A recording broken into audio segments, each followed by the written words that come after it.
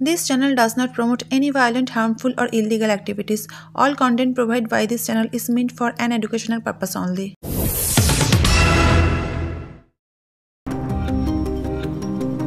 হুগলি গ্রামীণ পুলিশের জালে ধরা পড়ল কুখ্যাত ব্যাটারি গ্যাং।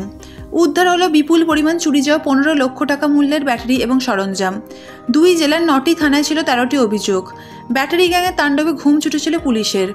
ব্যাটারি চোর ধরতে থানায় থানায় গঠন করা হয় বিশেষ তদন্তকারী দলের। অবশেষে সাফল্য আসে।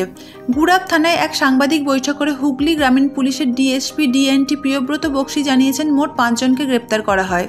এদের মধ্যে 2 জন টেকনিশিয়ান জড়িত, যারা বেসরকারি সংস্থার টাওয়ারগুলির কাজ করত। যে পরিমাণ ব্যাটারি চুরি হয়েছিল তার বাজার মূল্য 15 লক্ষ টাকারও বেশি। গুড়াব থানা অধিকাংশই প্রায় উদ্ধার করতে পেরেছে। আমাদের জেলার এসপি সাহেবের নির্দেশ মতো প্রত্যেক থানায় এই টাওয়ারের ব্যাটারি চুরির গ্যাংকে ক্র্যাক করার জন্য বিশেষ দল তৈরি করা হয়।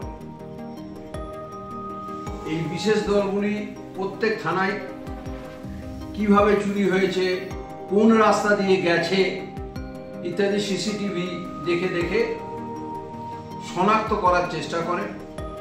রাত্রিবেলায় ওই এলাকার কোন মোবাইল বেজেছিল, ব্যবহৃত হয়েছিল, স্পেশাল প্রোটেকশন গ্রুপ থেকে তারও তথ্য নেওয়া হয়।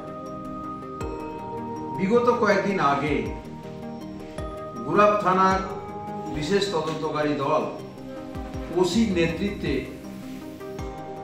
একটি গাড়ি এবং তার ড্রাইভারকে গ্রেপ্তার করে এবং ড্রাইভারের সূত্র ধরেই গুড়াব থানার এই বিশেষ তদন্তকারী দল ওসির লিডারশিপে